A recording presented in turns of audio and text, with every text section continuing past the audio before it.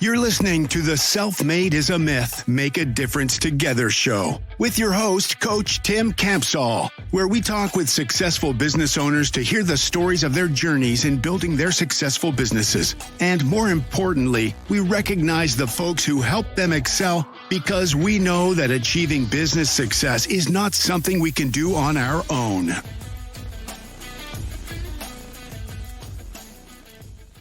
Hello, everyone. This is Coach Tim Campsall, and I'm excited to have a fellow business owner from Indiana with us today. My guest is a musician who took 17-year break, but just started producing and releasing again last year. So we're going to get to hear a little bit about that. In his downtime, he loves to write music, travel, and play soccer, and he's most proud of winning a number of awards, but the one that is especially meaningful to him is the Better Business Bureau Torch Award for Business Ethics. So we'll have him tell us about that as well. It is my pleasure to welcome Andrew to the show today. Hello, Andrew. Hey, Tim. Glad to be here. Thanks for having me on the show. Absolutely. Well, hey, let's start off by having you introduce yourself. Tell us your first and last name and a little bit of your personal story, like where you were born and live and your family and all that fun stuff. Yeah, so I'm Andrew Aebersold. I was born and raised in Southern Indiana, specifically New Albany, Indiana. For those of you not as familiar with the southern part of the state, we're right across the river from Louisville, Kentucky. So we get to have the pleasure of being kind of caught in between two worlds. We like to think of ourselves here as the sunny side of Louisville, but most of our commerce in this area is Louisville centric, if you will. So I started Mediaura about 20 years ago. It's a little over 20 years now when I met my to-be bride, Amy. She kind of gave me the courage and the nudge that most of us as entrepreneurs sometimes need to take that first leap. And it's been a wild ride for these past 20 years. You know, you've first several years was just growth. And then as you start to grow, I think most of us realize you've got scaling issues and you've got structural problems that at some point the solopreneur, entrepreneur hits a brick wall. And, you know, we did that as a company and we've overcome it a few times and now we have new problems. But I think that's really relevant to today's conversation because the journey is never ending. We're always learning, we're always growing. And it's also never a straight line. So it's been a lot of fun for us, but we've had fun doing it. So Andrew, tell us a little bit more about this music career that you put on pause for what sounds like forever. Yeah, so before I started Mediaura, right out of high school in the mid-90s, so I'm kind of dating myself here a little bit, I started a record label because I was writing music and I could not get any other record label to release it. I guess it wasn't very good. In retrospect, it probably wasn't, but you know what? I was passionate about it and I loved it. So I did what an entrepreneur would do. I started in my own business as a record label and manufactured my own CDs through a partner that I acquired or found rather, and started making music. And I did that for all through college. You know, the money that I made from it as a record label owner helped pay for schooling, and it kind of was enough income to have fun on, if you will. But when, I started to get serious about life as an adult, I realized this is not a very good business model. The industry was changing. MP3s came along. Everyone was pirating music. It was already difficult enough as it was, then it got me more difficult. So I kind of pivoted into the marketing side and started Mediaura. And I continued to do that music for a few years, but at some point it lost its luster and, you know, it was just disappointment when people weren't really listening to it or it wasn't well received. And I just head down focused on Mediaura. Fast forward to COVID-19. There's a lot of anxiety and stress that business owners experience during that time. You know, is the economy going to open up? Is you're losing loved ones? There's so many things going on there. And of course, the world we live in now is highly polarized with political things. And so there's some things we can and can't say publicly. And so these emotions start to build up. And what I realized that starting to write music again for me was a really important release of a lot of those emotions. You're kind of laying it all out there for anyone that wants to listen to it, and they can kind of try to interpret meanings or judge you on things. But it made me feel healthier as a person. and I needed that outlet. And I've kind of continued with it since. And so for the past 2 years, I've been working on music a couple of days a week. I write all my own music. I record it in a home studio. I started singing, which was very nerve-wracking at first to try and do, but I've really enjoyed it. And I feel like I'm seeing the personal growth there as well, not just from last year's release to 20 years ago or whatever, but this year's music compared to last year. And I think that's from those good, healthy habits of always trying to improve, right? That's awesome. So you also, I introduced and said a little bit about your ethics award. So tell us about that. Yeah, I'm really proud of it because I think that in our industry, there's a lot of scenarios where the customer doesn't always know exactly what we're doing because of the technology involved, and you're doing some things kind of behind the curtain, like the Wizard of Oz, right? And Yeah. I've seen a lot of businesses do that and take advantage of their customers. Probably the number one thing I see that with is search engine optimization, something everybody knows that they need, but it's a little bit of a mystery process. And a lot of companies will charge customers a lot of money and not do anything for it. So when we had an opportunity to be acknowledged for that, it made me feel very proud because I've always felt like we're trying to do things the right way. Yeah. It's one of those things I learned when I was younger and doing martial arts, right? Integrity, do the right thing when no one else is looking.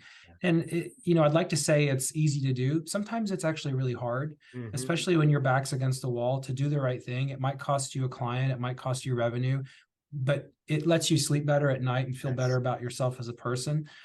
So for me, that was something that was really important. And even if you can't use that award to like really advertise and promote yourself, like you can't throw it out. There's rules, Right. You can talk about it, Yeah. but that's one that meant something to me, if that makes sense. Yeah, congratulations. That's awesome. So Thank Andrew, you. let's shift gears a little bit. Is there a funny story that your family likes to tell about you that you'd be willing to share with us today? Oh, there's probably dozens of funny stories.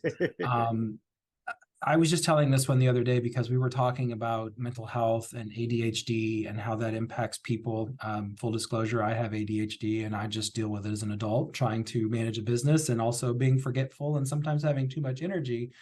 As a child, we didn't really know what some of that stuff was. We're not as open about it, in the early 80s as we are today. They just thought I had too much energy. So they would literally send me outside and I would run laps around our family house, sometimes 5 times, sometimes 25 times until I got tired, because apparently I was driving everyone nuts with all this nervous energy that I had. So I was actually telling that story the other day and it made me laugh, and people looked at me like, that's kind of weird. I was like, I didn't mind. I got the exercise. Right. That's awesome. Thank you for sharing. Yeah, no problem.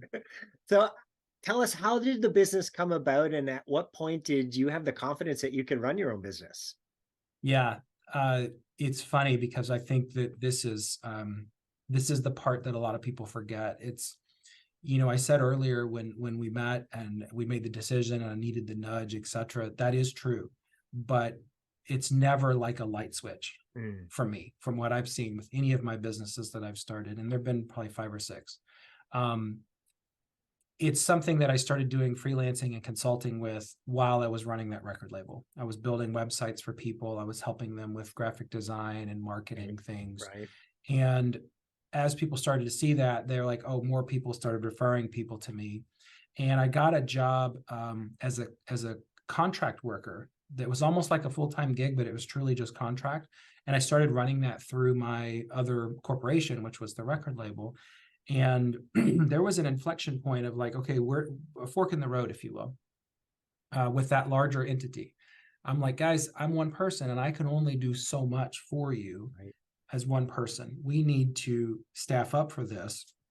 Where I thought the normal answer from most businesses at that point would have been, let's hire Andrew full-time and we'll build a department to service this growing demand of digital marketing.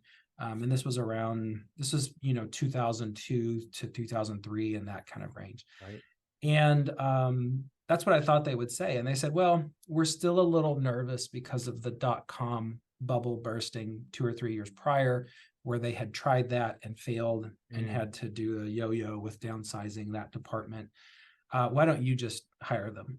And that was a big decision for me to make, to go from one person to hiring people. And frankly, I didn't do it immediately. I ended up turning to freelancers and outsourcing because it was a more, cost-effective approach for me in those early days. But we did start building the business at that point, if that makes sense. Yeah. And so over the next few years, as it grew and grew and grew, then we finally got our own bricks and mortar. We finally got our own, employees that we started hiring full time.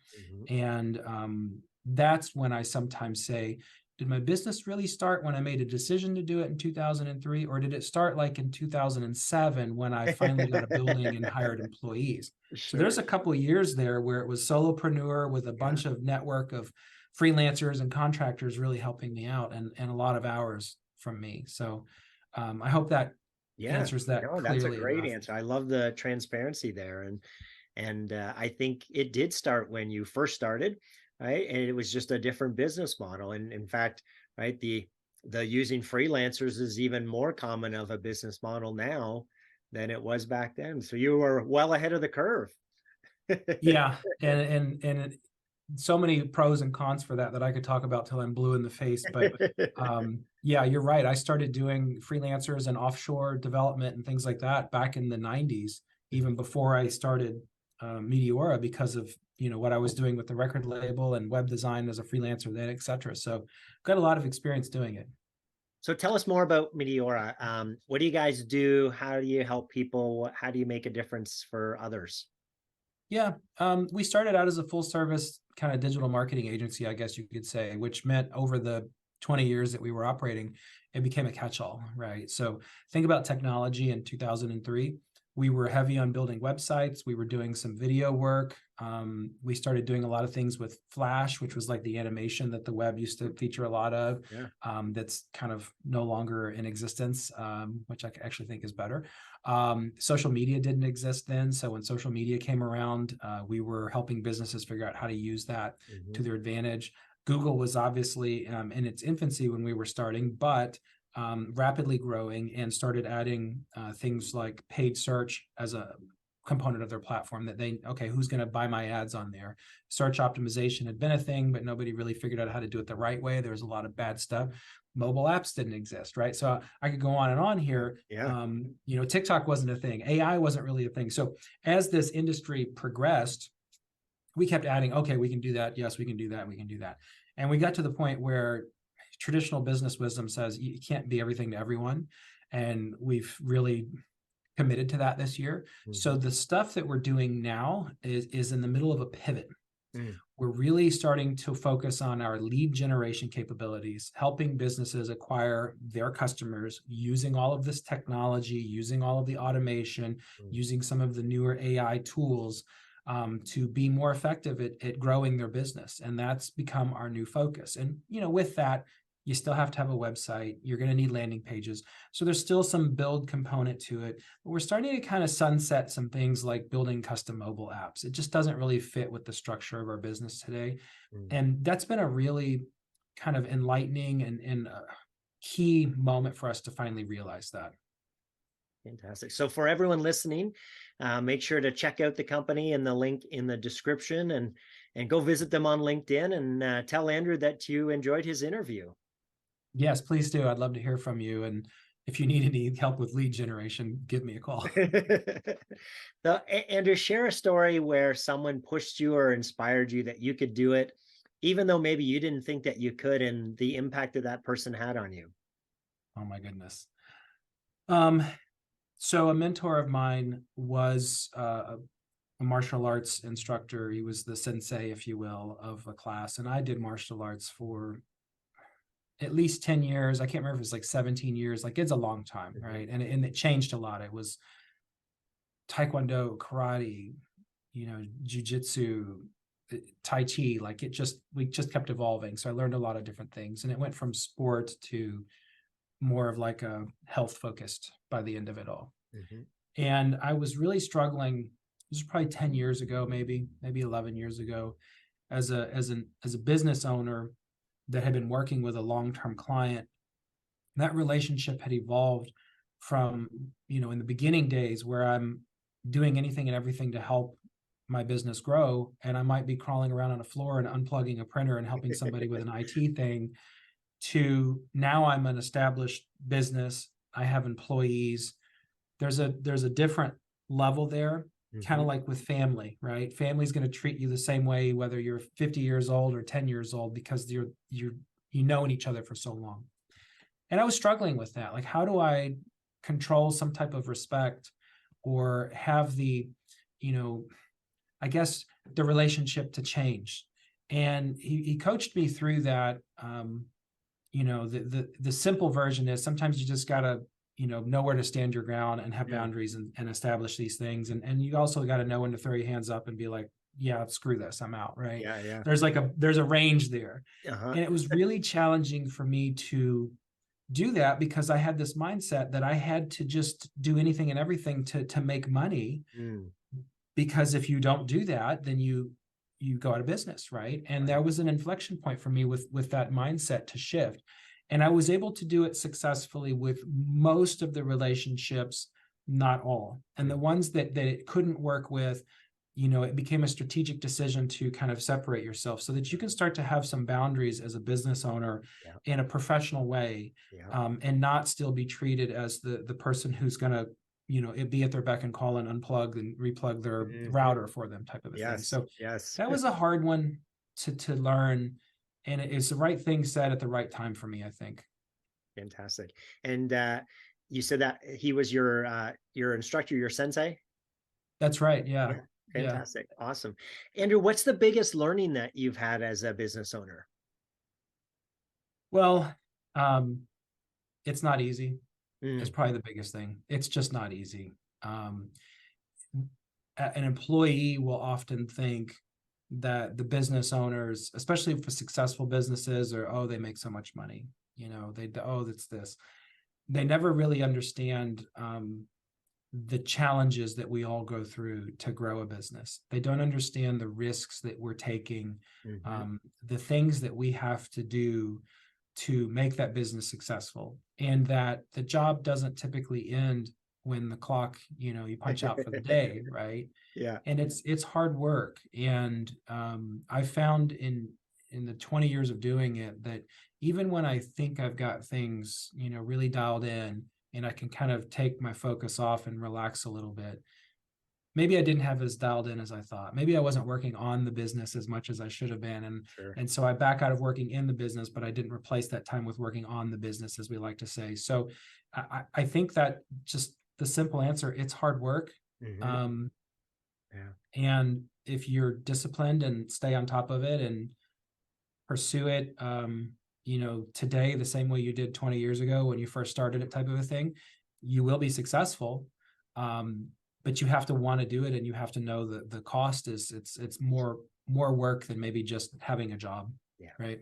Yeah. In fact, there's a reason that most people are employees, because running a business is a lot harder than being an employee. We actually talk a lot about the fact that, the only reason we should go into business for ourselves is if our longer term goal is to sell it, because it's so much easier to be an employee than it is to be a business owner. And, there's a number of best practices on how to run a great business, but that takes time and effort, right? And focus, like you said, working on the business to be able to implement those best practices. They don't just happen overnight. Oh, no. And I think it's pretty interesting that you might think something. Okay, you read a book or you work with a coach, and okay, I think I got it. And then you think you're implementing it, but you don't really know until you've done it and then measured it to see if it worked. Because, one of the things that we all talk about is right people, right seat. And that's one of the hardest things I've ever had to deal with as a business owner. And I would love to say that once I understood the concept of it after reading the book for the first time, I think it was Good to Great. Is that the first one, that the right people, right seat on the bus? I'd like to think, I nailed it. I got it. No, I've done that exercise at least 5 times over 20 years. And I'm doing it again right now as a business owner, because, we're pivoting with some of our services and stuff too. So there's a variable. And those variables we don't factor into it. So we might think, oh, I know how to do that. I got it. I'm doing DISC, I'm doing predictive index, whatever flavor you want to use, Myers-Briggs, you name it. Oh, I'm putting all these measurements in place. I'm hiring correctly, etc. You may have gotten closer, you may have gotten it right, but it might change in a year, right? And so that for me is yes, the frustration, because if you're doing a computer program, you can program it one time and it's probably going to continue to do that routine over and over and over again, right, until the operating system is obsolete or something. But you can try. People aren't like that. No, and even I've had failures with hiring too, and I teach the best practices, and I interviewed them, and my coach interviewed them, and still they didn't turn out. So there's also just the human factor, right? That's right. That's absolutely right. And all those variables we don't think about, because you'll measure the person and where they are, but their life is changing. They have external influences. Your business is probably changing. Your clients are changing. It's a constant process, I guess. It is the whole, and not just with employees, but the entire business, because everything is about getting a little bit better and fine tuning year over year over year. Because if we don't keep evolving, then we're going to fall behind, because our competitors are going to keep evolving. So what might have been great last year is only okay this year. And so we've got to keep raising the bar and improving all aspects of the business, which means, to your point, right, we've got to continue to find ways to get out of the day-to-day and focus more on the business, so that we can continue to improve those different areas of the business. And I think that to build on that, it's knowing where your strengths are too, right? And knowing what you should be doing with your time and what you should be delegating or offloading to a trusted partner or whatever. One of the things that we do exceptionally well is lead generation for clients. It's not too different from what Brad Sugar says in the, buying leads, basically. That's been our model for the past, 5 to 10 years out of this long journey. And there are customers that can, they'll go on and try to self-service that, and they'll spend a bunch of time inside of a Google Ads dashboard, or they'll play around with a marketing funnel and try to do some drip campaigns, and they might fumble their way through it, but they're probably not experts at it. They're probably wasting money doing it. And they're also wasting their time, because their expertise is a different area. They should be perfecting those skills and polishing that. Absolutely. and finding somebody that can do that component for them, that they can rely on to achieve the results they need. So that's something that we're actually doing right now as a company. So we do some B2B marketing for certain sectors very well. We really excel at B2C marketing in other sectors. Where we've struggled in 20 years is B2B for a marketing agency. And you think, that's funny. Shouldn't you be able to do your own marketing? Well, it might be one of those cases where the forest for the trees, right? We're maybe too close to it. So we're actually partnering with another firm to help us do some B2B marketing in our sector.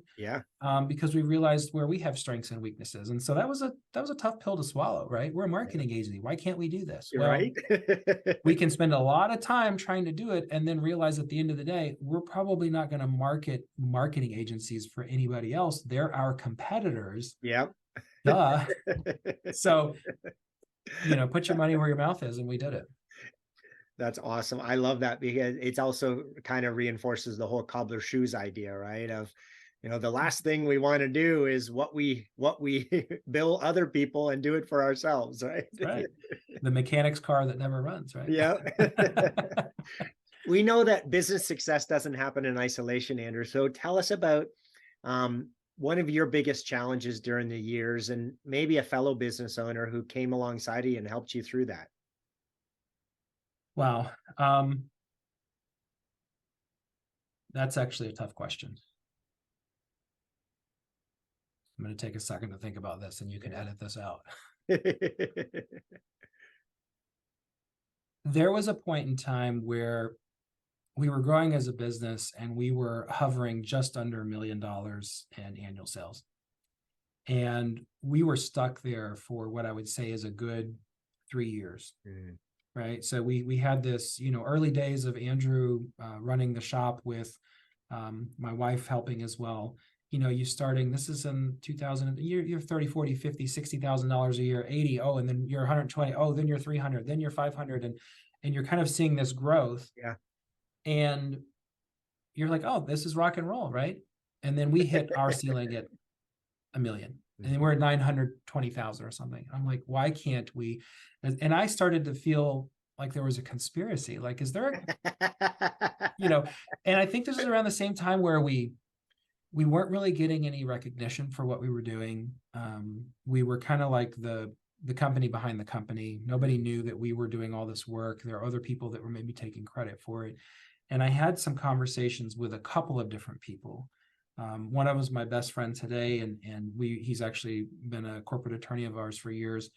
And I was having this conversation with him, and he's like, no, you're looking at it the wrong way. You have to kind of change your mindset. And I started talking to some other people that were in business, and they shared similar stories. I think what was wrong for me at that point was that I was thinking of ourselves as the small company that we were, not really thinking about the company we needed to be. Yeah. And so I needed to change my mindset a little bit to level up, if you will.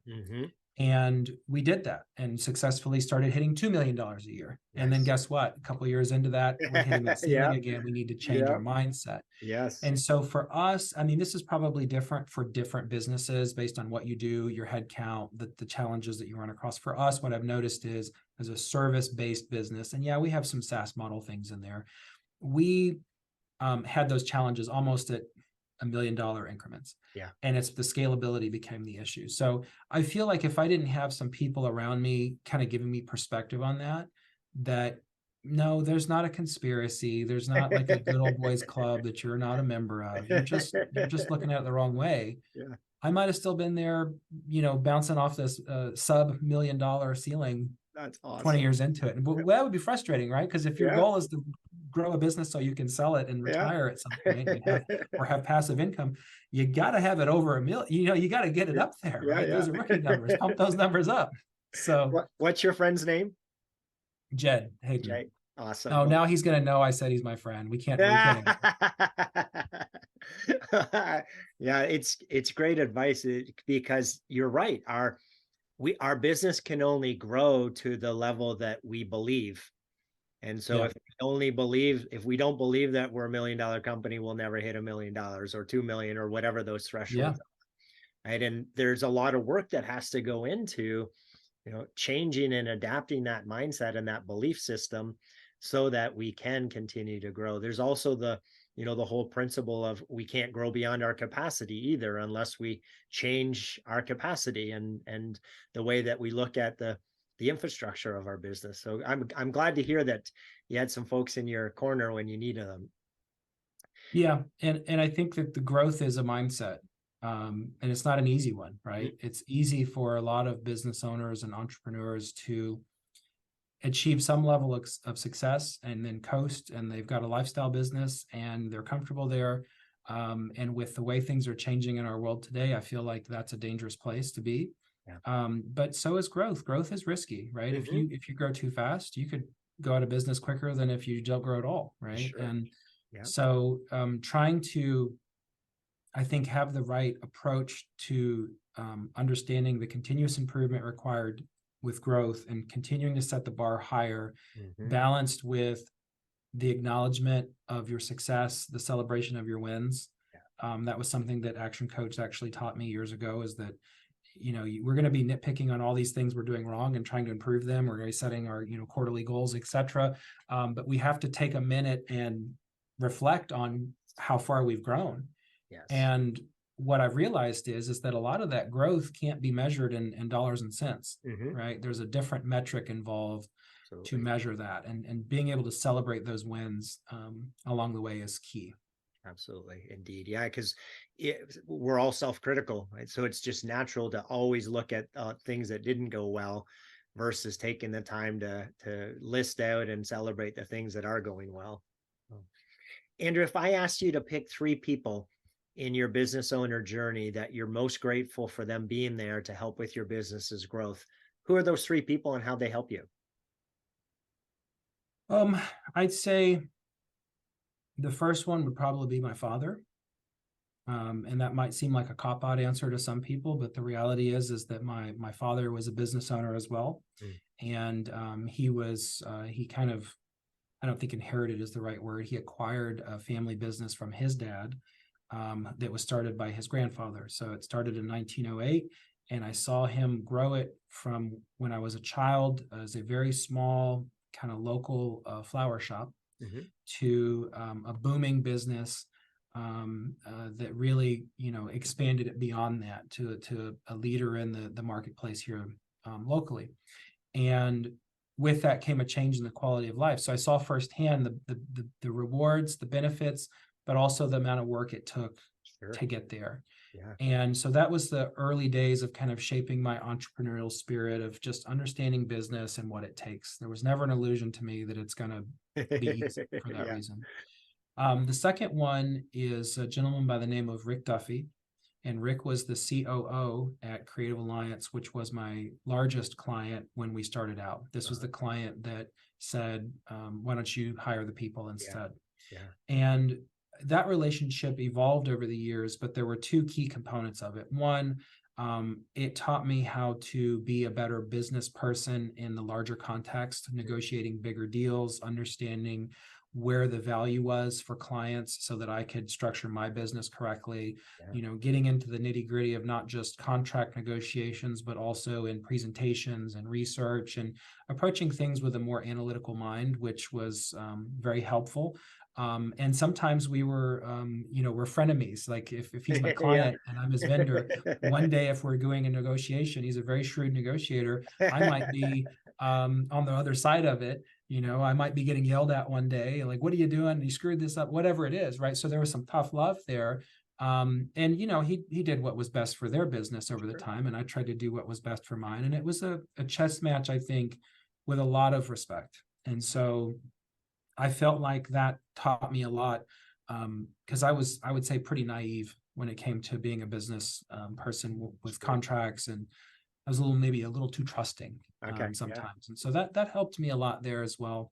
And then I think I'll go ahead and give a nod to the action coach that I worked with 3 or 4 years ago for about 3 or 4 years, Tim Jones, also a Tim. He's in the Kentucky market, so a little bit south of you.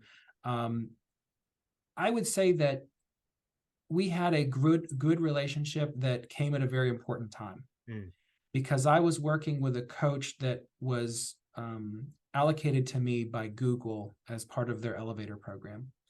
And that coach was out of Canada. And unfortunately, in the middle of our relationship, after a key decision was made, he had a freak health accident and passed away. It was sad news. I don't want to bum everybody out. He missed an appointment. I didn't know what happened. And his wife reached out, 2 weeks later and said, I'm really sorry. This is what happened. And just, it breaks your heart, right? It's like, oh my God. And so I needed somebody, and a mutual business acquaintance introduced us, and it was different than what I was expecting or used to. But it taught me the importance of processes. It taught me the importance of kind of the quarterly refresh, the annual planning sessions. It helped me become a better business person. It's where I was first exposed to, we were using disc profiles. It's where I got serious for the first time about right people, right seat. And I think the most important thing was that when COVID happened, it was nice to know I had a coach in my corner that could be there to help stabilize me, not just as a business, but also mentally, because that was really challenging for us. We evolved our relationship so that now we're, I wouldn't say peers, but we're getting lunch tomorrow. Like, we still stay in touch. We still work with each other. It's a healthy relationship, and I'm forever grateful for it. So, and that's not just a cheesy plug for you and Action Coach, but I told you when we talked first, I was like, I've been through this and I see the value of it, and it's huge. So I don't know if we would have legitimately weathered the storm that was COVID as a business if I didn't have that opportunity to have a coach by my side. That's awesome. I love that. So I did the same. I had a coach through it as well, and I was just starting my business. So had no idea which way was up. So yeah, having somebody to be able to talk to on a weekly or bi-weekly basis can make all the difference. Andrew, as you think about the next 3 to 5 years, what's the biggest challenge that you see that you're going to face in reaching your goals, and who are the types of people you're going to need to overcome that? Yeah, this is the number one thought right now for us, and probably for many business owners, because the world is changing, specifically for us with artificial intelligence. Right. And AI is more than a buzzword. Like, I look at the cloud technology and the advancements that it had, and it was just repackaging the way we look at servers on premise versus in the cloud. The AI stuff has been thrown around for years and years and years, but it was really algorithms and machine learning. Now they have something that's real, and it's going to change everything we do in the entire world. For me, that involves a lot of the services that we offer, right? So if AI can program a website faster than my programmer can, right, at some point, nobody wants to hire Mediaura to build them that website. They want to push a button to the AI to do it for them. Right. And if AI can build their ad campaigns and make a video and push that out to Google without a fee for paying me to do it, they're going to do that.